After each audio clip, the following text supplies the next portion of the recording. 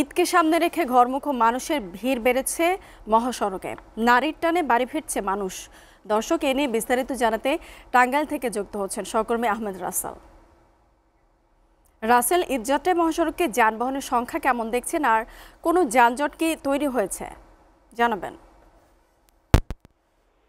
ঈদযাত্রার যানজটের সংখ্যা নিয়ে যদি বলতে হয় তাহলে বলতে হবে এখন পর্যন্ত যে কয়েকটা দিন অতিবাহিত হয়েছে, এই কয়েকটা দিনে কিন্তু মহাসড়কে কোথাও কোনো যানজট দেখা যায়নি। আমি এই মুহূর্তে দাঁড়িয়ে আছি ঢাকা যমুনা সেতু মহাসড়কের আশিকপুর বাইপাস এলাকায়। সেখানে কিন্তু আমরা সকাল থেকে দেখেছি গাড়ির চাপ বেড়েছে। বিশেষ করে উত্তরবঙ্গগামী যে গাড়িগুলি রয়েছে সেই গাড়ির চাপটা বেশি বেড়েছে। বলা যায় যে স্বাভাবিক সময়ে যে গাড়ি চলাচল করে তার প্রায় দ্বিগুণ পরিমাণ গাড়ি এই মহাসড়ক দিয়ে চলাচল করছে।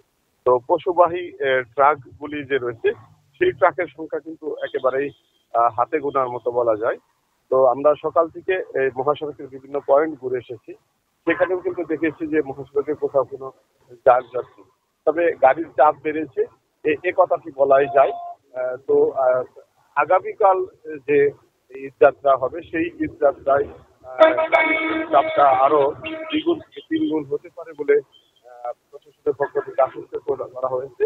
এবং আমাদেরকে প্রশাসনের পক্ষ থেকে জানানো হয়েছে যে গত ঈদে যেমন স্বস্তির একটি ঈদযাত্রা টাঙ্গাইল প্রশাসনের পক্ষ থেকে উপহার দেওয়া হয়েছিল, এবার ঈদেও সেই স্বস্তির ঈদযাত্রা উপহার দেওয়ার জন্য তারা বদ্ধপরিকর। সেই লক্ষ্যে তারা কাজ করে যাচ্ছে।